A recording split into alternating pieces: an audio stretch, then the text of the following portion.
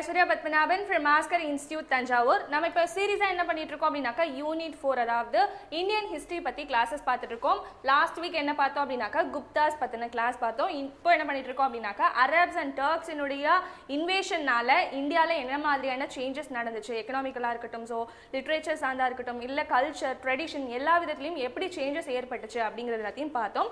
So அதுல வந்துட்டு slave dynasty அதுக்கப்புறம் கில்ஜி டைனாசிட்டி வரைக்கும் என்ன பண்ணிருக்கோம் அப்படினாக்கா முடிச்சிருக்கோம். ஸோ இன்னைக்கு எங்க இருந்து ஸ்டார்ட் பண்ண போறோம் அப்படின்னாக்கா துக்ளக்ஸ்ல இருந்து ஸ்டார்ட் பண்ண போறோம். அதாவது அலாதீன் கில்ஜிக்கு அப்புறமே என்ன ஆகுது அப்படின்னாக்கா இந்த மொத்த பொறுப்பும் எங்க போகுது அப்படின்னாக்கா துக்ளக் அப்படிங்கிறவங்களுடைய அதாவது அந்த துக்ளக் வம்சம் அப்படிங்கக்கூடிய அவங்க கையில போகுது. ஓகேவா? ஸோ அப்போ துக்ளக் வம்சத்தினுடைய அடித்தளத்தை போட்டது யாரு அப்படின்னு சொல்லி பார்த்தோம்னாக்கா கியாஸ்தீன் துக்ளக். ஸோ கியாஸ்தீன் துக்ளக்கினுடைய ஆட்சி காலம் அப்படிங்கிறது எப்பயிலேருந்து ஸ்டார்ட் ஆகி எப்போ வரைக்கும் இருக்கு அப்படின்னு பார்த்தோம்னாக்கா 1320 இருந்து ஸ்டார்ட் ஆகி 1325 வரைக்கும், அதாவது டோட்டலா 5 வருஷம் மட்டும்தான் என்ன பண்றாரு அப்படின்னாக்கா அவர் ஆட்சியில இருக்கிறாரு அப்படின்னு சொல்லி பாக்குறோம். ஸோ அதுக்கப்புறமே என்ன ஆகுது அப்படின்னாக்கா அவர் இறந்து 3 நாள் தான். ஸோ அந்த 3 நாளுக்குள்ளே யார் ஆட்சி கட்டில வந்து உட்கார்றா அப்படின்னு பார்த்தோம்னாக்கா அவரோட பையனான முகமது பின் துக்ளக் அப்படிங்கிறவர் என்ன பண்றாரு அப்படின்னாக்கா ஆட்சிக்கு வரார். ஸோ முகமது பின் துக்ளக் வந்ததுக்கு அப்புறம் என்ன ஆகுது அப்படின்னாக்கா நிறைய சேஞ்சஸ் ஆகுது. அப்போ முகமது பின் துக்ளக்கினுடைய ரியல் நேம் என்ன, ஒரிஜினல் நேம் என்ன அப்படின்னு பார்த்தோம்னாக்கா ஜானா கான் அப்படிங்கிறதா அவரோட பேரா இருக்குது. ஓகேவா? அப்போ முகமது பின் துக்ளக் ஆட்சிக்கு வந்தோடனே நிறைய சேஞ்சஸ் நடக்குது இந்த ஆட்சி காலத்துல. ஏன் அப்படின்னாக்கா அவர் வந்துட்டு நல்லா வெல் எஜுகேட்டட், ஸோ நல்லா படிச்சிருக்காரு. அதனால என்ன பண்ணணும்னு நினைக்கிறாரு அப்படின்னாக்கா திறம்பட வந்துட்டு இந்த ஆட்சியை நடத்தணும் அப்படின்னு சொல்லிட்டு நினைக்கிறார். என்னதான் படிச்சிருந்தாலும் அவர்கிட்ட இருக்கக்கூடிய சில விஷயங்கள் அப்படிங்கிறது யாராலையுமே ஏத்துக்க முடியாததா இருக்கு. எப்படி இருக்காரு அப்படின்னாக்கா ரொம்ப குரூவலா ரொம்ப ரூடா நடந்துக்கிறார். அதாவது ரொம்ப இரக்கமே இல்லாம ரொம்ப கொடூரமா என்ன பண்றாரு அப்படின்னாக்கா அவர் நடந்துக்கக்கூடிய ஒரு ஆளா இருக்காரு அப்படின்னு சொல்ற ஒரு பேரை யார் பெற்றிருக்கா அப்படின்னாக்கா முகமது பின் துக்ளக் அவர்கள் பெற்றிருக்காரு. ஓகேவா? ஸோ அவரோட பீரியட்லயும் என்ன நடக்குது, இந்த மங்கோலியர்கள் அப்படிங்கிறவங்க பிரச்சனை பண்ணிட்டு தான் இருக்கிறாங்க. ஓகேவா? ஸோ அப்போ முகமது பின் துக்ளக் அப்படிங்கிறவர் இந்த மங்கோல்ஸை எப்படி வந்துட்டு சரி செஞ்சாரா, அவங்க கூட எப்படியாவது போர் புரிஞ்சாரா அப்படின்னு சொல்லி கேட்டாக்கா ரொம்ப திறம்பட வந்து என்ன பண்ணிருக்காரு அப்படின்னாக்கா போர் புரிஞ்சு மங்கோல்ஸா அப்படியே பின்னாடி போகிறதுக்கு என்ன பண்ணிருக்காரு அப்படின்னாக்கா முகமது பின் துக்ளக் வந்துட்டு நிறைய நடவடிக்கைகளை எடுத்திருக்காரு. என்னதான் இருந்தாலும் அலாதீன் கில்ஜி அளவுக்கு என்ன இல்லை அப்படின்னாக்கா அவருக்கு கான்ஃபிடன்ஸ், அதாவது மன உறுதிங்கிறது இல்லை. ஏன்னா அவருக்கு வந்துட்டு போர் பண்றது அப்படின்னாலே கொஞ்சம் பயமா தான் இருக்கு. இருந்தாலும் என்ன பண்ணிருக்காரு, அவரு மங்கோல்ஸை எதிர்த்து பின்வாங்க செஞ்சிருக்காரு அப்படின்னு தான் சொல்லணும். ஐயோ வல்லவராயே நான் வாழ வேண்டும் ஐயா, வாழ வேண்டும். அடச்சி படுத்தே விட்டான் ஐயா. ஓகே, அவருக்கு இருந்த இன்னொரு பெரிய விஷயம் என்ன தோணுச்சு அப்படின்னாக்கா நம்ம டெல்லியில இருந்தா என்ன பண்ண முடியாது அப்படின்னாக்கா சவுத் இந்தியா, ஏன்னா வந்து என்ன பண்ணிருக்காங்க கொஞ்சம் கொஞ்சமா அப்படியே மேல இருந்து டெல்லியில இருந்து ஸ்டார்ட் ஆகி ஈவன் காஞ்சிபுரம் வரைக்கும் என்ன பண்ணிருக்காங்க கேப்சர் பண்ணி வச்சிருக்காங்க. மதுரை, சிதம்பரம் இந்த ரீஜன் எல்லாம் கூட என்ன பண்ணிருக்காங்க அப்படின்னாக்கா அவங்க கேப்சர் பண்ணிருக்காங்க அப்படின்னு சொல்லி பார்த்தோம் இல்லையா? ஸோ அப்படி இருக்கும் பொழுது என்ன ஆகுது அப்படின்னாக்கா டெல்லியில இருந்தா சவுத் இந்தியாவை என்ன பண்ண முடியாது, சரியா வந்துட்டு நம்மளால ஆட்சி செய்ய முடியாது அப்படின்னு சொல்லிட்டு யார் நினைக்கிறா அப்படின்னாக்கா முகமது பின் துக்ளக் வந்துட்டு நினைக்கிறார். ஸோ அதனால என்ன பண்றாரு அப்படின்னாக்கா மகாராஷ்டிரால இருக்கக்கூடிய தேவகிரி அப்படிங்கக்கூடிய ரீஜனை என்ன பண்றாரு அப்படின்னா தௌலதாபாத் அப்படின்னு சொல்லிட்டு ஒரு பேர் வச்சு இன்னையிலேருந்து இதுதாண்டா உங்களுடைய கேபிட்டல் அப்படின்னு சொல்லிட்டு யார் பண்றா, நம்மளுடைய முகமது பின் துக்ளக் பண்ணிடுறார்.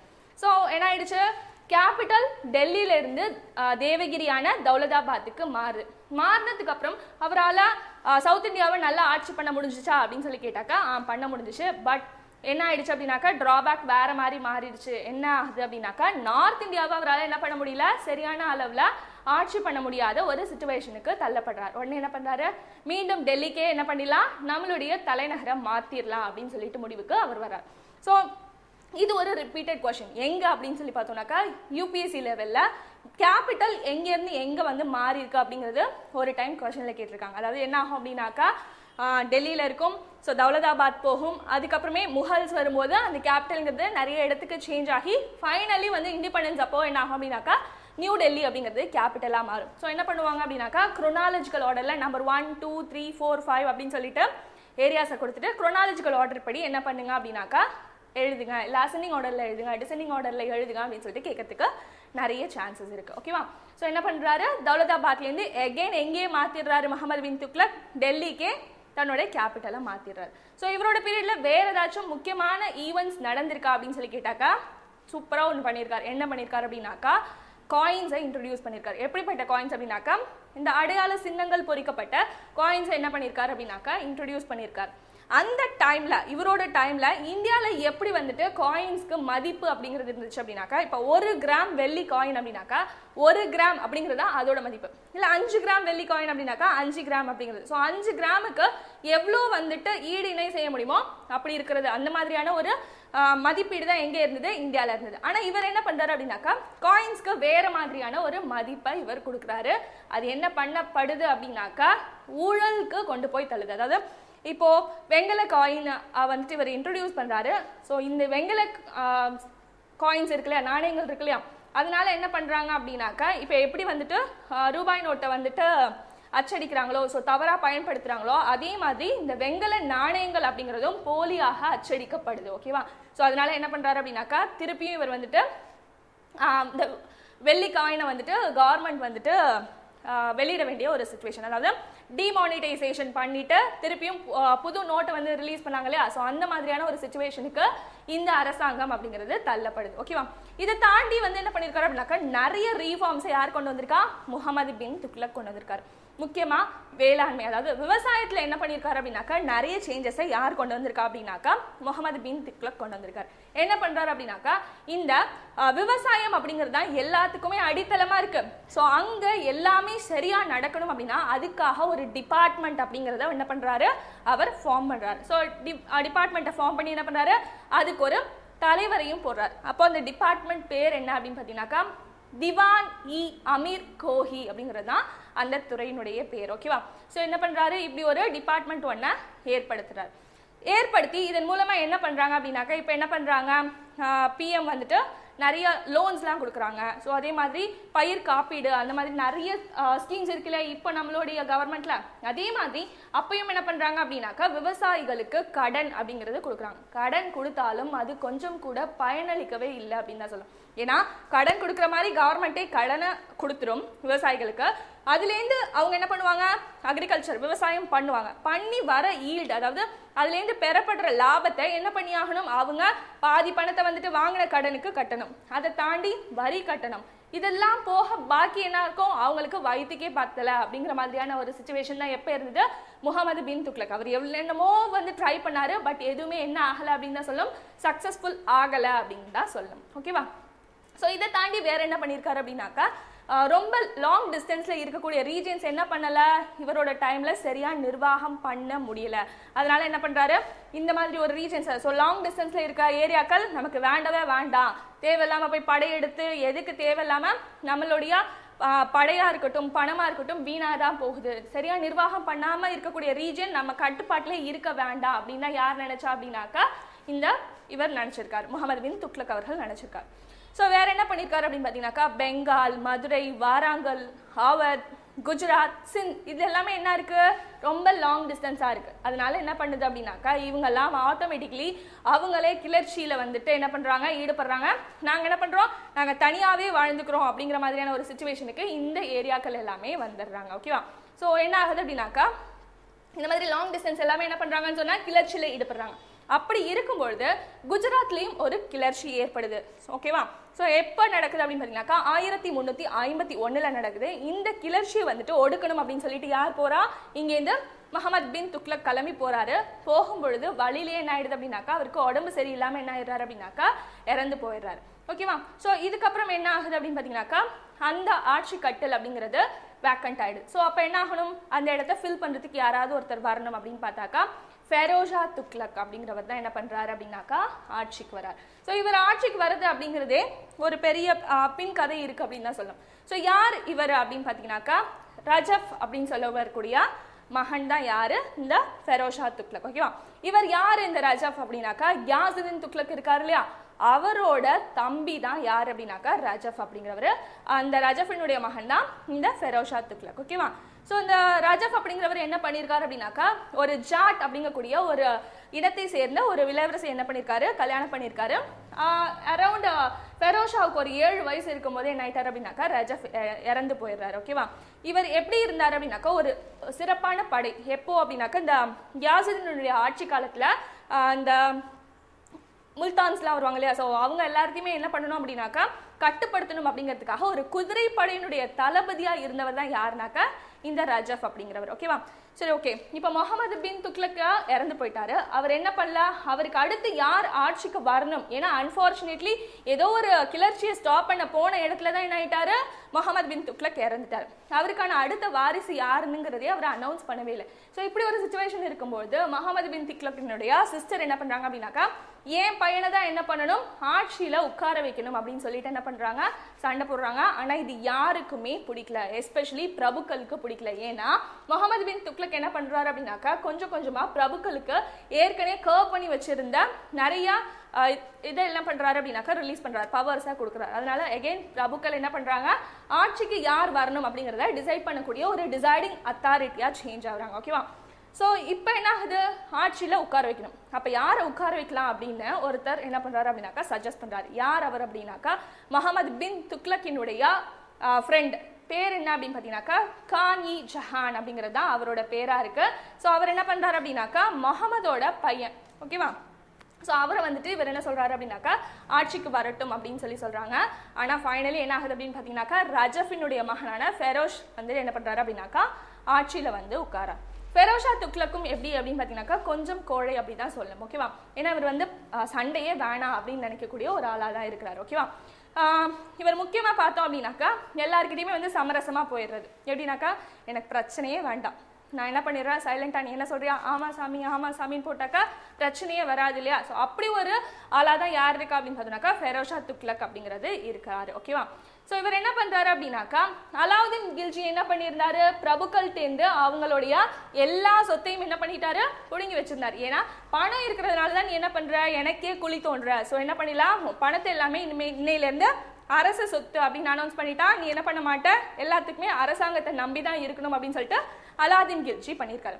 ஆனா அப்படி வாங்கின எல்லா சொத்தையும் என்ன பண்றாரு அப்படின்னாக்கா ஃபெரோஷா துக்ளக் திருப்பியும் யார் யார்கிட்டேருந்து வாங்கின சொத்தோ அவங்கள்ட்டே ஒப்படைக்கிறார். இது என்ன ஆகுது அப்படின்னாக்கா நிறைய பிரச்சனையை உருவாக்க ஆரம்பிக்குது. ஓகேவா? ஸோ என்ன ஆகுது அப்படின்னாக்கா ஃபெரோஷாவுக்கு வந்துட்டு முக்கியமாக அடிமைகள், ஏன்னா வந்துட்டு அடிமை வம்சம் அப்படிங்கிறதான் இவங்க வரத்துக்கே அடித்தளமாக இருந்தது. ஸோ என்ன பண்ணுறாரு அப்படின்னாக்கா அந்த அடிமைகள் மேலே நிறைய கரிசனம் காட்டுறாரு. ஈவன் அவங்களுடைய வளர்ச்சிக்காகவும் பாதுகாப்புக்காகவும் என்ன பண்ணுறாரு அப்படின்னாக்கா ஒரு டிபார்ட்மெண்ட்டையே இவர் உருவாக்குறாரு அப்படின்னு தான் சொல்லணும். அரௌண்ட் 1,80,000 அடிமைகளுக்கு நல்வாழ்வு அளிக்கணும் அப்படிங்கிறதுக்காகவும், ஸோ அதை வந்துட்டு அவங்க இவ்வளோ நாள் எப்படியெல்லாம் கஷ்டப்பட்டாங்க, ஸோ அவங்க வந்துட்டு அவங்களோட லைஃப்பை வந்துட்டு ரீஹாபிலிட்டேட் பண்ணிக்கிட்டோம் அப்படின்னு சொல்லிட்டு என்ன பண்ணுறாரு அப்படின்னாக்கா நிறையா அவங்களுக்கு கலைகளை சொல்லி கொடுக்குறதா இருக்கட்டும், ஸோ மறுவாழ்வை அளிக்கிறதுக்கும் என்ன பண்ணியிருக்காரு அப்படின்னாக்கா இவர் ஃபெரோஷா துக்ளக் வந்துட்டு நிறைய ஸ்டெப்ஸ் எடுத்திருக்காரு அப்படின்னு தான் சொல்லணும். ஸோ ஆல்ரெடி சொன்ன மாதிரி ஃபெரோஷா துக்ளக்கு சுத்தமாக பிடிக்காது எது அப்படின்னாக்கா ஏதோ ஒரு சண்டை போடுறதுக்கு. ஆனால் இவரோட காலகட்டத்தில் நடந்த பெங்கால் ரீஜியனில் ஒரு படையெடுப்பு, ஒரு எக்ஸ்பெடிஷன் நடந்திருக்கு. அது வந்து ஒரு எக்ஸப்ஷனல் கேஸ். ஓகேவா? ஸோ அந்த பெங்கால் ரீஜனில் போய் படை எடுத்துட்டு அப்படியே ஆன் தி வேலை என்ன பண்ணுறாங்க அப்படின்னாக்கா ஒடிசாக்குள்ளேயும் அவங்களோட படை போய் என்னென்னலாம் வேணுமோ எல்லாத்தையும் கொள்ளையடிச்சிட்டு வராங்க. அதே மாதிரி இவரோட பீரியட்ல முக்கியமாக 2 மங்கோலிய தாக்குதல்கள் நடந்திருக்கு அப்படிங்கிறது நமக்கு என்ன பண்ணியிருக்காங்க அப்படின்னாக்கா புக்கில் ஒரு இம்பார்ட்டன்ட் பாயிண்டாக கொடுத்துருக்காங்க. ஓகேவா? ஸோ அப்படிப்பட்ட தாக்குதல் எப்போ நடக்குது அப்படின்னு பார்த்தீங்கன்னாக்கா 1362 நடக்குது. ஓகேவா? ஓகே, இவர் என்ன பண்ணுறாரு, பிரபுக்களுக்கு சப்போர்ட்டாக இருக்காரு. அதே மாதிரி சண்டை போடுறதுல ஈடுபாடு இல்லை, அடிமைகளுக்கு நிறைய நல்லது செஞ்சுருக்காரு. அப்போது இவர் எப்படிப்பட்ட ஒரு ரிலீஜியஸ் கொள்கையை வந்துட்டு ஃபாலோ பண்ணாரு அப்படிங்கிறது ஒரு விஷயம் இருக்குது. இவரை பொறுத்தவரையும் இஸ்லாமிய அரசு அப்படின்னு சொல்லிட்டு என்ன பண்ணிட்டாரு, ஓப்பன் ஸ்டேட்மெண்ட்டாகவே கொடுத்தாரு. ஏன்னா இந்த நாட்டில் ஏற்கனவே வந்து ஹிந்துஸ்னு ஒரு செக்டர் ஒருத்தவங்க இருக்காங்க, அவங்கள ஆட்சி செய்கிற நீ எப்படி ஒரு இஸ்லாமிய அரசுன்னு அனௌன்ஸ் பண்ண அப்படிங்கிற மாதிரியான கோபம் என்ன இருந்தது அப்படின்னாக்கா மக்கள் நிலையில நிலவுனுச்சு அப்படின்னு தான் சொல்லலாம். ஓகேவா? அப்படி யாராவது கிளர்ச்சி பண்ணுறாங்க, இதை வந்து இஸ்லாமிய ஆட்சியை எங்களால் ஏற்றுக்க முடியாது அப்படின்னு யாராவது பிரச்சனை பண்ணாங்க அப்படின்னாக்கா ஸ்ட்ரைட்டாக என்னதானாக்கா கொலை தான். ஸோ என்ன மாதிரி அந்த மாதிரி மத விரோதிகள் யாராவது இருந்தாங்கனாக்கா அவங்கள ரொம்ப கேவலமாக ட்ரீட் பண்ணுறது அந்த மாதிரி நிறைய விஷயங்கள் நடந்துச்சு.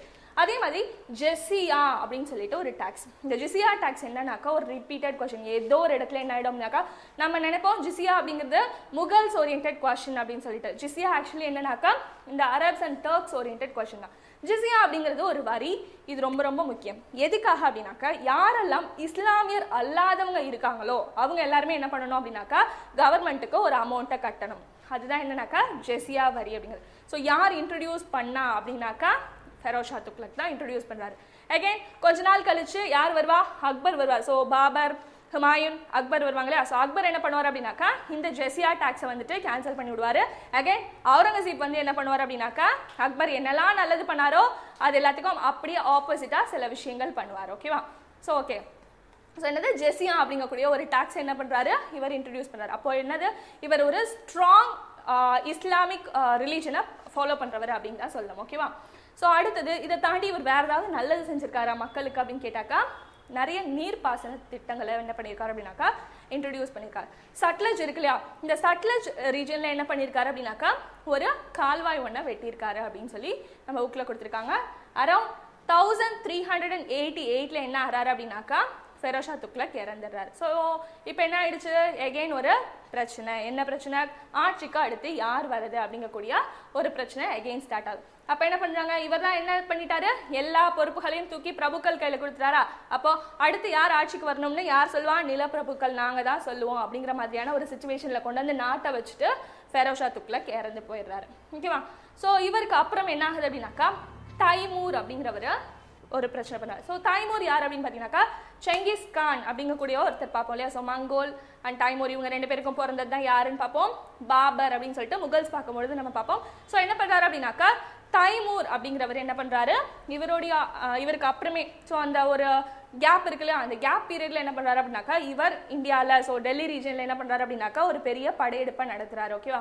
ஸோ நசருதீன் முகமது ஷா அப்படிங்கிறவர் தான் யார் அப்படின்னு பார்த்தீங்கன்னாக்கா கடைசி துக்ளக் அரசர். இவரோட காலம் அப்படின்னு பார்த்தீங்கன்னாக்கா 1394 இருந்து 1412 வரைக்கும். ஸோ இந்த டைம்ல தான் என்ன பண்றாரு அப்படின்னாக்கா தைமூர் இங்க இந்தியாவில் படையெடுப்பை நடத்துறாரு. ஸோ எந்தவித அப்போசிஷனுமே இல்லை, யாருமே எதிர்த்து நிக்கிறதுக்கு ஆளே இல்லை. அப்படி ஒரு பிளாங்கான ஒரு போர் மாதிரி தான் இருந்துச்சு. அப்ப என்ன பண்றாரு? தைமூர் ஈஸியா வராரு, டெல்லிக்கு வந்துட்டு எல்லாத்தையும் மொத்தமா சூறையாடிட்டு கிளம்பி போறாரு. ஓகேவா? ஸோ என்ன பண்றாரு அப்படின்னாக்கா தைமூர் என்ன பண்றாரு அப்படின்னாக்கா அவருடைய கேபிட்டலான சாமர்கண்ட் அப்படிங்கக்கூடிய ரீஜன். ஸோ நம்ம கூட பார்ப்போம் சாமர்கண்ட்லேருந்து தான் யார் வருவா? பாபர் வருவாரு அப்படின்னு சொல்லி கூட பார்ப்போம். ஓகேவா? ஸோ அந்த சாமர்கண்ட்ல என்ன பண்ணணும் அப்படின்னாக்கா நிறைய கட்டிடங்களை கட்டணும் அப்படிங்கிறதுக்காக என்ன பண்றாரு இங்கே இருந்து நிறைய வந்துட்டு அந்த கொல்லர் அப்படின்னு சொல்லுவாங்கல்ல, அப்புறம் கல் தச்சர் அதாவது சிற்ப வேலைப்பாடுகள் செய்யறவங்க, ஸோ ஜுவல்ஸ் செய்யறவங்க அவங்க எல்லாத்தையும் என்ன பண்றாரு இங்கேருந்து பிடிச்சிட்டு போறாரு அப்படிங்கிற மாதிரியான ஒரு சிச்சுவேஷன் இருக்கு. அப்போ ஒரு பெரிய கேப் நடந்துருச்சு. இப்போ அந்த இடத்த ஃபில் பண்றதுக்கு யார் வரா அப்படின்னு பார்த்தோம்னாக்கா சையத் வம்சம் அப்படின்னு சொல்லக்கூடிய நெக்ஸ்ட் டைனாசிட்டி உள்ள வராங்க.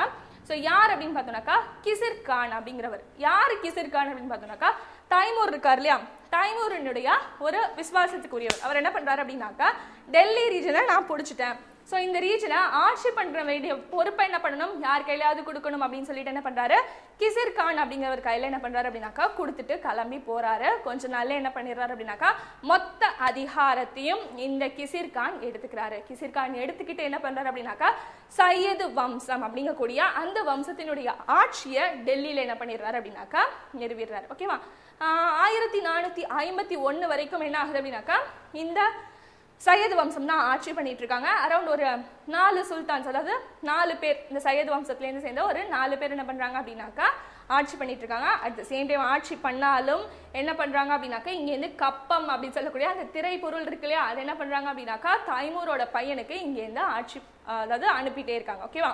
ஸோ அடுத்தது பார்த்தோம் அப்படின்னாக்கா இதை பற்றின டீட்டெயில்ஸ்லாம் நமக்கு எங்கேயாவது எவிடன்ஸ் கிடைச்சிருக்கா அப்படின்னு சொல்லி பார்த்தாக்கா லிட்ரேச்சர் எவிடன்ஸாக கிடைச்சிருக்கு. ஓகேவா? யாஹ்யா பின் அஹமத் சிரிந்தி அப்படிங்கக்கூடியவர் எழுதின தாரிக் இ முபாரக் சாஹி அப்படிங்கக்கூடிய அந்த புக்கில் என்ன பண்ணியிருக்காங்க அப்படின்னாக்கா இதை பற்றின டீட்டெயில்ஸ் எல்லாமே நமக்கு கொடுத்துருக்காங்க. ஓகேவா? ஸோ இவங்களுக்கு அப்புறம் என்ன ஆகுது அப்படின்னு பார்த்தோம்னாக்கா நெக்ஸ்ட் டைனாசிட்டியான லோடி வம்சம் வருது. ஓகேவா, அடிமை வம்சத்துலேருந்து ஸ்டார்ட் பண்ணி லோடி வம்சம் வரைக்கும் என்ன பண்ணியிருக்கோம் அப்படின்னாக்கா நம்ம பார்த்துட்டு இருக்கோம். ஸோ லோடி வம்சமுக்கு அப்புறம் ஓவராலாக இவங்களோட பீரியட்ல என்னென்ன மாதிரியான சேஞ்சஸ் ஏற்பட்டுச்சு, முக்கியமான சேஞ்சஸ் என்ன அப்படிங்கிறதையும் நம்ம பார்த்து இன்னையோட செஷனை நம்ம அப்படியே முடிச்சிடலாம். ஓகேவா, ஸோ லோடி வம்சம் அப்படிங்கிறது யார் நிறுவுறா அப்படின்னு பார்த்தோம்னாக்கா ஃபஹ்லுல் லோடி அப்படிங்கிறவர் தான் என்ன பண்றாரு, நிறுவுறாரு. ஓகேவா, ஸோ இவர் என்ன பண்றாரு அப்படின்னாக்கா ஷார்ஹி அப்படிங்கக்கூடிய ஒரு ரீஜனை இவரோட பீரியட்ல என்ன பண்றாரு, இவர் கைப்பற்றாரு. இவருக்கு அப்புறமே யார் வரா அப்படின்னு பார்த்தோம்னாக்கா சிக்கந்தர் லோடி அப்படிங்கிறவர் ஆட்சிக்கு வராரு. ஸோ சிக்கந்தர் லோடியோடைய ஆட்சி காலம் ரொம்ப முக்கியம். எப்போ அப்படின்னு பார்த்தோம்னாக்கா 1489 இருந்து 1517 வரைக்கும் என்னன்னாக்கா இவருடைய ஆட்சி காலம். ஸோ எப்படி வந்துட்டு முகமது பின் துக்ளக் வந்துட்டு அந்த கேபிட்டலை மாற்றினாரோ அதே மாதிரி சிக்கந்தர் லோடியும் என்ன பண்ணுறாரு அப்படின்னாக்கா இந்த கேபிட்டலை மாற்றுறாரு. இவர் எங்கே மாற்றுறாரு அப்படின்னு பார்த்தோம்னாக்கா டெல்லியிலேருந்து தூக்கி கொண்டு போய் ஆக்ரால வைக்கிறாரு. ஓகேவா, ஸோ எதுக்காக வச்சார்னா நமக்கு தெரியாது. ஓகேவா, அவராவது வந்துட்டு ஆட்சி பண்ண முடியல, கொஞ்சம் கம்ஃபர்டபுளுக்காக கொண்டு வந்து சென்டரில் வைக்கிறேன் அப்படின்னு சொல்லிட்டு ரீசன் கொடுத்துருந்தாங்க. இவர் என்ன ரீசனுக்காக சேஞ்ச் பண்ணாருன்னே தெரியல. ஓகேவா, ஸோ வேற என்ன பண்ணுறாரு, டெல்லியிலேருந்து ஆக்ராக்கு சேஞ்ச் பண்ணுறாரு. ஓகேவா, ஸோ இவருக்கு அப்புறம் கடைசி லோடி, ஸோ டோட்டலாக வந்துட்டு லோடி வம்சத்திலே கடைசியான ஆள் யார் அப்படின்னு பார்த்தோம்னாக்கா இப்ராஹிம் லோடி அப்படிங்கிறவர் தான். ஓகேவா, இப்ராஹிம் லோடி இருக்கும் பொழுது தான் என்ன ஆகும் அப்படின்னாக்கா இங்கேருந்து போய் பாபரை கூப்பிட்டு வருவாங்க. ஓகேவா, கூப்பிட்டு வந்து என்ன பண்ணுவாங்க அப்படின்னாக்கா போர் புரிவாங்க. ஸோ ராணா சங்கா அதெல்லாம் எங்கே பார்ப்போம் அப்படின்னாக்கா நம்ம முகல்ஸினுடைய கிளாஸ்ல பார்க்கலாம். ஓகேவா, ஸோ ஃபர்ஸ்ட் பானிபட் போர் அப்படிங்கிறது என்ன நடக்குது அப்படின்னாக்கா இப்ராஹிம் லோடிக்கும் பாபருக்கும் நடக்குது. ஆப்வியஸ்லி யார் வின் பண்றா அப்படின்னு பார்த்தோம்னாக்கா பாபர் வின் பண்ணி அந்த லோடி வம்சம், இந்த அடிமை வம்சம் இது எல்லாத்தையும் ஒரு முடிவுக்கு கொண்டு வந்துட்டு முகலாய பேரரசு அப்படிங்கிறது என்ன பண்றாரு அப்படின்னாக்கா இந்தியாவில் நிறுவுறாரு அப்படின்னு தான் சொல்லணும். ஸோ இந்த ஆர்டர் நமக்கு இருக்கு இல்லையா, ஸோ அடிமை வம்சம் அடுத்து யாரு ஃபைனல் யாரு அப்படிங்கிறத நம்ம என்ன பண்ணிடுவோம், மறந்து போயிடுவோம். ஸோ ஓகேவா, ஸோ அதுக்காக என்னன்னாக்கா ஒரு ஷார்ட்கட். ஓகேவா, அகி து சைலு அப்படின்னு சொல்லிட்டு நம்ம ஞாபகம் வச்சுக்கலாம். ஸோ ஆ ஃபார் அடிமை வம்சம், so next Ki for Khilji, து ஃபார் துக்ளக், அடுத்து சையத் அண்ட் லோடி அப்படிங்கிறது தான் நமக்கான ஷார்ட்கட் வேர்டு. ஓகேவா, ஸோ அப்போ இவங்களுடைய ஒட்டுமொத்த ஆட்சிங்கிறது எப்படி இருந்தது, நிர்வாகமாக இருக்கட்டும், ஸோ கலையாக இருக்கட்டும், லிட்ரேச்சராக இருக்கட்டும், எல்லாத்தையும் என்ன மாதிரியான இந்த சுல்தான் அப்படிங்கிற டெல்லி சுல்தானேட் அப்படின்னு சொல்கிறோம் இல்லையா, அவங்களுடைய ஆட்சி நிர்வாகம் அப்படிங்கிறது எப்படி இருந்துச்சு அப்படின்னாக்கா இவங்க முக்கியமாக யாருக்கு இம்பார்ட்டன்ஸ் கொடுத்தாங்க அப்படின்னு பார்த்தோம்னாக்கா கலீஃபா அப்படிங்கிறவங்கள தான் என்ன பண்ணாங்க அப்படின்னாக்கா இம்பார்ட்டன்ஸ் கொடுத்தாங்க அப்படின்னு சொல்லணும். ஏன் அப்படின்னாக்கா நம்ம எல்லாருமே என்னன்னாக்கா நமக்கு ஒட்டுமொத்த கடவுள் அல்லாஹ் அப்படிங்கிற மாதிரியான ஒரு இஸ்லாமியர். அப்போ என்ன பண்ணணும், என்னதான் நம்ம எவ்வளோ வந்துட்டு கொள்ளையடிச்சாலும் அந்த 5ல் 1 பங்கு யாருக்கு தான் போய் சேரணும், கலீஃபாக்கு தான் போய் சேரணும் அப்படிங்கிறதுல எல்லாருமே என்னவா இருந்தாங்க அப்படின்னாக்கா ரொம்ப தெளிவாக இருந்தாங்க. ஓகேவா, அதே மாதிரி பூமியில வந்துட்டு கடவுள் என்ன பண்ண முடியாது, நேரடியாக வந்து ஒருத்தரையும் பார்த்துக்க முடியாது. ஸோ கடவுளினுடைய பிரதிநிதியாக தான் நாங்களாம் என்ன பண்றோம், ஆட்சி பண்றோம் அப்படின்னு யார் சொன்னா, பால்பன் சொன்னாரு அப்படின்னு கூட சொல்லலாம். ஓகேவா, ஸோ இவங்களுடைய அப்போ வந்துட்டு இவங்க வந்து கடவுளினுடைய பிரதிநிதிகள், அப்போ இவங்க வந்துட்டு ஆட்சியில இவங்களுக்கு விருப்பம் இருக்காதா அப்படின்னு சொல்லி கேட்டாக்கா அதெல்லாம் கிடையவே கிடையாது. சும்மா கடவுளின் பெயரால் அப்படின்னு தான் சொல்லணும். ஓகேவா, என்ன பண்றாங்க அப்படின்னு பார்த்தோம்னாக்கா எல்லா ஆட்சி பொறுப்பும், ஸோ நிதியா இருக்கட்டும், நிர்வாகமா இருக்கட்டும், அதே மாதிரி நீதியா இருக்கட்டும், உச்சபட்ச முடிவை எடுக்கிறது எல்லாமே யாரா தான் இருக்கா, அரசனா தான் இருக்காங்க. ஆனா இவங்க சொல்றது என்ன, கலீஃபா தான் எல்லாத்துக்குமே தலைமைன்னு சொன்னாலுமே உச்சபட்ச முடிவுகளை எடுக்கிறது யார் தான், எந்த இடத்தை எந்த ராஜா ஆண்டுட்டு இருக்காரோ அவர் தான் எடுக்கிறாரு அப்படின்னு தான் சொல்லணும். ஓகேவா, ஸோ அதே மாதிரி பார்த்தோம் அப்படின்னாக்கா மதத்தினுடைய பரிந்துரையை பத்தி நாங்க கவலைப்படலை அப்படின்னு சொல்லிட்டு என்ன யார் சொல்லியிருக்கா, அலாதீன் கில்ஜி என்ன பண்ணியிருக்காரு அப்படின்னாக்கா சொல்லிட்டு அதிகாரம் அப்படிங்கிறது என்கிட்ட தான் இருக்கு, மதம்ங்கிறது வேற ஆட்சிங்கிறது வேற அப்படின்னு சொல்லிட்டு ஒரு ஐடியாலஜியை யார் கொடுத்திருக்கா அப்படின்னு பார்த்தோம்னாக்கா அலாதீன் கில்ஜி அப்படிங்கிறவர் கொடுத்திருக்காரு. ஓகேவா, ஈவன் பார்த்தோம் அப்படின்னாக்கா அலாவுதீன் கில்ஜி தான் என்ன பண்ணியிருப்பார் அப்படின்னாக்கா மக்களுக்கு நான் வந்து சேவை செய்யணும், மக்களுக்கு என்னெல்லாம் நல்லது செய்யணுமோ அதெல்லாமே செய்யணும் அப்படின்னு நினைச்ச ஒரு நல்ல டெல்லி சுல்தான் அப்படின்னு பார்த்தோம்னாக்கா அலாதீன் கில்ஜி அப்படின்னு தான் சொல்லணும். ஓகேவா, ஸோ இதை தாண்டி வேற என்ன இருக்கு அப்படின்னு பார்த்தோம்னாக்கா முகமது பின் துக்ளக் இருக்கார் இல்லையா, ஸோ இவருடைய ஆட்சி கால எண்டில் என்ன ஆகுது அப்படின்னு பார்த்தோம்னாக்கா ஆல் ஓவர் இந்தியாவே என்ன ஆகுது அப்படின்னாக்கா இவங்களுடைய கையில தான் இருக்கு அப்படின்னு சொல்லணும். ஃபார் எக்ஸாம்பிள் சொல்லணும் அப்படின்னாக்கா அந்த நார்தன் சைடில் இருக்கக்கூடிய காஷ்மீர்லேருந்து கீழே இருக்கக்கூடிய கேரளா வரைக்கும் என்ன பண்றாங்க அப்படின்னாக்கா இவங்களோட ஒட்டுமொத்த ஆட்சி கீழே வந்துடும். புக்லேயே வந்துட்டு என்ன பண்ணிருக்காங்கனாக்கா நமக்கு ஒரு மேப் கொடுத்துருக்காங்க, அது அவங்களுடைய ஆட்சி பண்ண ரீஜியன் அப்படிங்கிறத பார்த்தாலே நமக்கு கிளியரா தெரியும் அப்படி. ஓகேவா, ஸோ அடுத்தது பார்த்தோம் அப்படின்னாக்கா இவங்களோட பீரியட்ல இருந்த பெரிய பிரச்சனை என்னன்னாக்கா எனக்கு அப்புறம் யார் ஆட்சிக்கு வருது. ஸோ வாரிசு போட்டி அப்படிங்கிறது என்னவா இருக்கு அப்படின்னாக்கா இவங்களோட பீரியட்ல ஒரு பிரச்சனையா இருக்கு. அதுக்கு முக்கிய காரணம் என்ன அப்படின்னாக்கா அமைச்சர்களா இருக்கட்டும் ஆஸ் வெல் அஸ் பிரபுக்களா இருக்கட்டும். அதே மாதிரி என்னன்னாக்கா நானே ஆட்சி பண்ணணும் அப்படின்னு சொல்லிட்டு அந்த அரசன் நினைச்சுக்கிட்டு வாரிசு யார் கையில போய் சேரணும், அந்த வாரிசு உரிமைங்கிறது யார் நெக்ஸ்ட் ரூலரா வரணும் அப்படிங்கிறதுல ஒரு கிளாரிட்டியே இல்லாததுதான் இவங்க காலத்துல இருந்த ஒரு பெரிய பிரச்சனை. ஓகேவா. அதே மாதிரி இக்தாஸ் அப்படின்னு சொல்லக்கூடாது. இக்தா அப்படின்னாக்கா நம்ம ஸ்டூடெண்ட்ஸ்க்கு நான் நிறைய டைம் சொல்லியிருக்கேன், நிலம் அப்படிங்கிறதுக்கு தான் என்ன பேர் அப்படின்னாக்கா இக்தாஸ் அப்படின்னு சொல்லுவாங்க. அந்த நிலத்தினுடைய ஆட்சியாளர் என்ன சொல்லுவாங்க அப்படின்னாக்கா இக்தாதார் அப்படின்னு சொல்லுவாங்க. இதை பத்தி கிளியரா எப்போ வரும் அப்படின்னு பார்த்தோம்னாக்கா முகல்ஸ்ல அக்பர் பத்தி படிக்கும் போது அந்த இக்தாஸ் பத்தி நம்ம இன்னும் கிளியரா படிப்போம். ஓகேவா. ஸோ அந்த இக்தா அப்படின்னு இருக்கு இல்லையா, இந்த இக்தாஸ்ல இருந்து என்ன பண்றாங்க, வரி வசூல் பண்றது அப்படிங்கிறது இவங்களோட பீரியட்ல ஒரு பெரிய ப்ராப்ளமா இருக்கு. ஏன்னா வந்துட்டு விளைச்சல்ல பாதியை என்ன பண்ணி ஆகணும் அப்படின்னாக்கா மக்கள் வரியா செலுத்தி ஆகணும் அப்படின்னு. ஸோ 50% ஆஃப் த லேண்ட்ல 50% ஆஃப் த ஈல்டு என்ன பண்ணி ஆகணும், அரசனுக்கு கொடுத்தே ஆகணும். அப்படிங்கிறப்போ மக்கள் என்ன பண்ணுவாங்க, கஷ்டப்படுவாங்க அப்படிங்கிற ஒரு பிரச்சனை இருக்கு. ஓகேவா. ஸோ அடுத்தது என்ன அப்படின்னு பார்த்தோம்னாக்கா கலிசா அப்படின்னு சொல்லிட்டு ஒரு விஷயம் இருக்கு. ஸோ கலிசா அப்படிங்கிறது என்ன அப்படின்னாக்கா இந்த ரீஜன்ல வரி வசூல், அதாவது வருவாய் இருக்கு இல்லையா, ஸோ இது எல்லாத்தையும் இது பண்ணி கலெக்ட் பண்றது அப்படிங்கக்கூடிய உச்சபட்ச அதிகாரம் அப்படிங்கிறது யார் கையில இருக்கு, அரசன் கையில இருக்கு. ஸோ இதுவும் ஒரு பெரிய டிராபேக்கா இருக்கு. இதை தாண்டி இந்த ராணுவம் இருக்கு இல்லையா, ஸோ அவங்களோட படையை என்ன பண்ணி ஆகணும் அப்படின்னாக்கா அவங்க மெயின்டைன் பண்ணணும். ஸோ அந்த வீரர்களுக்கு வந்துட்டு ஊதியம் கொடுக்கணும். பார்த்தோம் நம்ம வீரர்களுக்கு ஃபர்ஸ்ட் என்ன பண்றாங்க, அந்த பங்கு கொடுக்காம ஊதியம் வந்துட்டு என்ன பண்றாங்க கொடுக்குறாங்க அப்படின்னு சொல்லி கூட பார்த்தோம். அது யார் அப்படின்னு பார்த்தோம்னாக்கா அலாதீன் கில்ஜி அப்படிங்கிறது. ஓகேவா.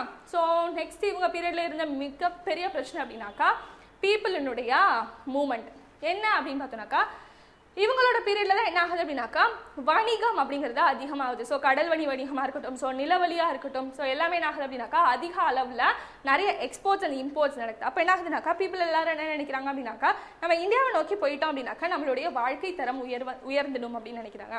அதே மாதிரி இஸ்லாம் அப்படிங்கக்கூடிய இந்த ஒரு ரிலீஜன் என்ன ஆகுது அப்படின்னாக்கா ஃப்ளரிஷ் ஆகிட்டு இருக்கு எங்க இந்தியாவில். ஸோ நம்ம என்ன பண்ணலாம், அங்கே போயிட்டு இந்த மதத்தை பரப்புறதன் மூலமா கூட நம்ம என்ன பண்ணலாம், பணம் சம்பாதிக்கலாம் அப்படின்னு சொல்லிட்டு என்ன பண்றாங்க அப்படின்னாக்கா மோஸ்ட் ஆஃப் த பீப்புள் என்ன பண்றாங்க, இடம்பெயர்ந்து வராங்க அப்படின்னு தான் சொல்லணும். ஆனா நம்ம இப்பெல்லாம் என்ன பண்ணிட்டு இருக்கோம் அப்படின்னாக்கா இந்தியால ஒரு நாடா, நம்ம என்ன பண்ணிடலாம், நேரா எங்கேயாவது போயிட்டு வேற ஒரு ஃபாரின் கண்ட்ரில போயிட்டு ஒரு நல்ல ஆப்பர்ச்சுனிட்டியை தேடி போனோம்னாக்கா லைஃப் செட்டில் அப்படின்னு நினைக்கிறோம். ஆனா அந்த காலத்துல எப்படி இருந்தது அப்படின்னாக்கா இந்தியா அப்படிங்கிறது நிறைய வாய்ப்புகள் கொட்டி கிடக்கக்கூடிய ஒரு நாடா தான் இருந்துச்சு. ஓகேவா. நாட் ஒன்லி இந்தியா அப்படின்னு சொல்றதோட பக்கத்தில் இருக்கக்கூடிய முக்கியமான ரீஜன்ஸ், ஓகேவா, இப்போ இருக்கக்கூடிய பாகிஸ்தானா இருக்கட்டும், ஸோ ஆப்கானா இருக்கட்டும், அந்த ரீஜன்ஸ் எல்லாமே எப்படி இருக்கு அப்படின்னாக்கா ஒரு ஆப்பர்ச்சுனிட்டியை நிறைய கொடுக்கக்கூடிய ஒரு நாடா இருந்துச்சு இவங்களுடைய காலகட்டத்தில். ஓகேவா. இதே டைம்ல, அதாவது கான்டெம்பரரி டைம்ல என்ன ஆகுது அப்படின்னாக்கா ஆட்சியாளர்கள் அப்படிங்கிறவங்க வேற வேற மாதிரி இருக்காங்க. ஸோ நிறைய ரூலர்ஸ் இருக்காங்க இவங்களோட டைம்லயே. அப்படி பார்க்கும்போது கூட சுல்தான்ஸ் அப்படிங்கிறவங்க ரொம்ப சிறப்பு வாய்ந்தவங்களாகவும், ஸோ ரொம்ப வளம் வாய்ந்தவங்களாகவும், நிறைய வாழ்க்கையை வந்துட்டு அப்படியே அனுபவிச்சு வாழ்றாண்டா அப்படின்னு சொல்ற அளவுக்கு ரொம்ப எப்படின்னாக்கா ஜாலியா இருந்தாங்க அப்படின்னு தான் சொல்லணும். ஏன்னா அவ்வளோ வளங்கள் எங்கே இருந்துச்சு, இந்தியாவில இருந்துச்சு அப்படின்னு தான் சொல்லணும். ஓகேவா. அதே மாதிரி இஸ்லாமத்தை பொறுத்த வரைக்கும் ஒரு தனி நபரினுடைய திறமையும் அவங்க எந்த அளவுக்கு வந்துட்டு ரொம்ப ஸ்ட்ரூடான ஆளு அப்படிங்கிறத பொறுத்து தான் வந்துட்டு அவங்கள எப்படி பண்ணாங்க அப்படின்னாக்கா கம்பேர் பண்ணாங்க. இவன் வந்துட்டு இந்த காஸ்ட்டை சேர்ந்தவன், ஸோ இவன் வந்து பணம் இல்லாதவன் அப்படிங்கிற மாதிரியான எந்த ஒரு விஷயமும் இஸ்லாமை பொறுத்தவரையும் பார்க்கப்படலை. அதனால இஸ்லாமுக்கு மதம் மாறினவங்க அப்படிங்கிறவங்களும் இந்த சமுதாயத்தில் ரொம்ப சமமாக தான் பார்க்கப்பட்டாங்க அப்படிங்கிறது ஒரு முக்கியமான விஷயமா இருக்கு. ஓகேவா. அதே மாதிரி இவங்க என்ன பண்றாங்க, பீப்புள் கிட்ட வந்துட்டு ரொம்ப மதம் சார்ந்த விஷயங்கள்லையும் ஒரு சில பிரச்சனைகள் இருக்கு. ஏன்னா அந்த டைம்ல ஹிந்துஸ் அப்படிங்கிறவங்க என்ன பண்ணாங்கன்னாக்கா பல கடவுளை கும்பிடக்கூடியவங்களா தான் இருக்காங்க. ஓகேவா. இனிஷியல் டேஸ்ல என்ன இருப்பாங்க அப்படின்னாக்கா ருத்ராவை கும்பிடுறவங்க தனியா, ஸோ விஷ்ணுவை கும்பிடுறவங்க தனியா, ஸோ காளி கும்பிடுறவங்க தனியா, இந்த மாதிரி தனித்தனி செக்டா இருந்தது. ஒரு ஸ்டேஜுக்கு மேலே என்ன ஆகுது அப்படின்னாக்கா ஒட்டுமொத்தமா ஹிந்துயிசம் அப்படின்னு சொல்லிட்டு ஒரு பல கடவுள் கும்பிடுறவங்களா என்ன ஆகுறாங்க அப்படின்னாக்கா இவங்க எல்லாருமே சேஞ்ச் ஆகுறாங்க. ஆனா இஸ்லாமியத்தை பொறுத்த வரைக்கும் ஒரே ஒரு இறைவன் அப்படிங்கக்கூடிய ஒரு கான்செப்ட் தான் இருக்கு. ஓகேவா. ஈவன் மகாபாரதத்துல கிருஷ்ணர் கூட சொல்லியிருப்பாரு, ஒரு இறைவனை மட்டும் வந்துட்டு யார் ஃபாலோ பண்ணுறாங்களா அவங்க தான் வந்துட்டு என்ன பண்ண முடியும், சக்ஸஸ் அடைய முடியும். அதாவது ஃபோக்கஸ்டாக இருக்கணும் அப்படிங்கிறது தான் விஷயம். ஓகே, ஸோ அதனால என்ன ஆகுது அப்படின்னாக்கா இஸ்லாம் அப்படிங்கிறது மேலும் மேலும் வளர்ச்சி அடையுது அப்படின்னு தான் சொல்லணும். ஸோ இவங்களோட பீரியட்ல எக்கனாமிக்கலாக எப்படி இருந்தாங்க அப்படின்னு பார்த்தோம்னாக்கா ஏற்கனவே நம்ம சொன்ன மாதிரி தான் இவங்க ரொம்ப எப்படி சொல்ல சஃபஸ்டிகேட்டட் லைஃப்பை தான் வாழ்ந்தாங்க அப்படின்னு சொல்லலாம். ஓகேவா, இவங்க என்ன பண்ணாங்க, அப்பப்போ கேபிட்டலாக இங்கேருந்து அங்கே அங்கேருந்து இங்கே அப்படின்னு சொல்லிட்டு சேஞ்ச் பண்ணதுனால அந்த ரீஜன், ஸோ அதை சுற்றி இருந்த ரீஜன் என்ன ஆரம்பிச்சிச்சு அப்படின்னாக்கா வளர ஆரம்பிச்சிச்சு அப்படின்னு தான் சொல்லணும். ஸோ முக்கியமான ரீஜனாக எதெல்லாம் திகழ்ந்தது அப்படின்னாக்கா Delhi, Daulatabad as well as லேட்டராக ஆக்ராவும் வந்துட்டு ஒரு முக்கியமான ரீஜனாக வந்துட்டு என்ன ஆகும் அப்படின்னாக்கா இதாகும். ஸோ இவங்களோட பீரியடில் என்ன பண்ணாங்க, நிறைய காயின்ஸை வந்து இன்ட்ரடியூஸ் பண்ணாங்க அப்படின்னு சொல்லி நம்ம பார்த்தோம். ஈவன் வெள்ளி காயின் அண்ட் தங்க காயின் கூட வந்து என்ன பண்ணாங்க, இன்ட்ரடியூஸ் பண்ணாங்க. தங்காஸ் அப்படின்னு சொல்லுவாங்க. ஸோ தங்காஸ் அப்படிங்கிறது நம்ம புக்கில் மென்ஷன் பண்ணல, பட் ஓவராலாக இந்த கோல்டன் அண்ட் சில்வர் காயின்ஸ் என்ன சொல்லுவாங்க அப்படின்னாக்கா தங்காஸ் அப்படின்னு சொல்லுவாங்க. ஓகேவா, கல்வி. ஓகேவா, ஸோ அதாவது எஜுகேஷன் சிஸ்டம் அப்படிங்கிறது நல்ல டெவலப் ஆனிச்சு அப்படின்னு தான் சொல்லணும். ஓகேவா, ஸோ எஜுகேஷன் சிஸ்டம் எதனால டெவலப் ஆனிச்சு அப்படின்னு பார்த்தோம்னாக்கா மக்தப் அப்படின்னு சொல்றாங்க. ஸோ மக்தப் அப்படிங்கிறது என்னன்னாக்கா ஒரு ஸ்கூல் மாதிரியான ஒரு அரேஞ்ச்மெண்ட், நாட் கம்ப்ளீட்லி ஸ்கூல்னு சொல்ல முடியாது, அதாவது ஸ்கூல் மாதிரி ஒரு அரேஞ்ச்மெண்ட். ஒரு சிங்கிள் டீச்சர் என்ன பண்ணுவாங்க அப்படின்னாக்கா அந்த ஸ்டூடெண்ட்ஸ்க்கு வந்துட்டு எழுதுறதுக்கும் படிக்கிறதுக்கும், ஸோ எஸ்பெஷலி என்னன்னாக்கா அரபி படிக்கிறதுக்கு என்ன பண்ணி கொடுப்பாங்க அப்படின்னாக்கா சொல்லி கொடுப்பாங்க. அதே மாதிரி மதராசா அப்படின்னு சொல்லிட்டு என்ன இருந்துச்சு அப்படின்னாக்கா ஒரு ஃபார்மேஷன் ஒன்று இருந்தது. ஸோ இப்போவும் கூட இருக்கு இல்லையா. ஸோ மதராசா அப்படிங்கிறது என்னன்னாக்கா கற்றுக்கிறதுக்கான இடம் அப்படின்னு தான் சொல்லும். என்ன பண்ணுவாங்க அப்படின்னாக்கா இந்த மதராசாவில் வந்துட்டு என்ன குரான் படிக்கிறதா இருக்கட்டும், அந்த குழந்தைங்களுக்கு எழுதுறதுக்காக இருக்கட்டும், ஸோ படிக்கிறதா இருக்கட்டும், இதெல்லாமே என்ன பண்ணுறாங்க அப்படின்னாக்கா சொல்லிக் கொடுக்குறாங்க. ஈவன் ஃபெரோஷா துக்ளக் என்ன பண்ணியிருக்காரு அப்படின்னாக்கா டெல்லியில் ஒரு மிகப்பெரிய மதராசாவை என்ன பண்ணியிருக்காரு அப்படின்னாக்கா பில்ட் பண்ணியிருக்காரு. ஓகேவா, ஸோ அந்த மதராசா இப்போவும் என்ன இருக்குது அப்படின்னாக்கா இன்னமும் அது ஃபங்க்ஷனில் தான் இருக்குது அப்படின்னு சொல்லணும். ஸோ இவங்களோட ஆர்கிடெக்சர் அப்படின்னு சொல்லி பார்க்கும்பொழுது என்ன இவங்களோட இதில் இருந்தது அப்படின்னாக்கா அதாவது ஒரு சிலையவோ இல்லை ஒரு பர்சனையோ என்ன பண்ணக்கூடாது அப்படின்னாக்கா ஒரு சிலையாக வடித்து வைக்கக்கூடாது. ஏன்னா அவங்களோட பொறுத்த வரைக்கும் கடவுளுக்கே உருவம் இல்லை அப்படிங்கிற மாதிரி தான் இருக்குது. ஸோ அதனால் என்ன பண்ணக்கூடாது, ஒரு போஸ்டர், அதாவது வந்துட்டு ஒரு சிங்கிள் பர்சனோட ஸ்கல்ப்சரை வைக்கக்கூடாது. அப்போ என்ன பண்ணாங்க, அப்போது இவங்களுடைய ஆர்கிடெக்சர் இண்டோ இஸ்லாமிக் ஆர்கிடெக்சர்னு சொல்லுவோம். ஸோ இந்தியாவினுடைய ஆர்கிடெக்சர் ஆஸ் வெல் அஸ் இஸ்லாமினுடைய ஆர்கிடெக்சர் இது ரெண்டும் சேர்ந்து புதுசாக ஒரு Indo Islamic architecture, Saracenic architecture அப்படின்னு சொல்லுவாங்க. இந்த மாதிரியான கட்டிடக்கலை என்ன இருந்துச்சு அப்படின்னாக்கா இவங்களோட பீரியடில் அதிகமாக வளர்ந்துச்சு அப்படின்னு சொல்லுவோம். ஸோ அதில் முக்கியமான சில ஃபேக்டர்ஸ்லாம் இருக்குது. ஸோ ஆர்ட் அண்ட் ஆர்கிடெக்சர் படிக்கும்போது நம்ம பார்ப்போம் அதில் அரபிஸ்க் அப்படின்னு சொல்லிட்டு ஒரு டேர்ம் இருக்குது. அரபிஸ்க் அப்படின்னா என்னன்னாக்கா குரானில் இருக்கக்கூடிய முக்கியமான தத்துவங்களை என்ன பண்ணுவாங்க அப்படின்னாக்கா அந்த கட்டிடத்தில் அப்படியே பொறிச்சு வைப்பாங்க. அதே மாதிரி ஜலி ஒர்க் அப்படின்னு சொல்லுவாங்க. ஜலி ஒர்க்னாக்கா நம்ம எல்லாருக்கும் தெரிஞ்சிருக்கும். இப்போ ஜன்னல் இருக்குன்னு வச்சுக்கோங்களேன், ஜன்னலில் சின்ன சின்ன ஸ்கொயர்ஸ் மாதிரி இல்லை ஏதோ ஒரு ஸ்கல்ப்சரையோ என்ன பண்ணுறது அப்படின்னாக்கா தனியாக ஃப்ரேமில் ஆல்ரெடி பண்ணிடுறது, எந்த இடத்துல வேணுமோ அந்த இடத்துல கொண்டு வந்து வைக்கிறது. அதே மாதிரி பீட்டர் ட்ரூரா அப்படின்னு சொல்லிட்டு ஒரு கான்செப்ட் இருக்குது. என்னன்னாக்கா ப்ரீஷியஸ் ஸ்டோன்ஸை வச்சு என்ன பண்ணுவாங்க அப்படின்னாக்கா கம்ப்ளீட்டாக வந்துட்டு எல்லாமே ஒர்க் பண்ணியிருப்பாங்க.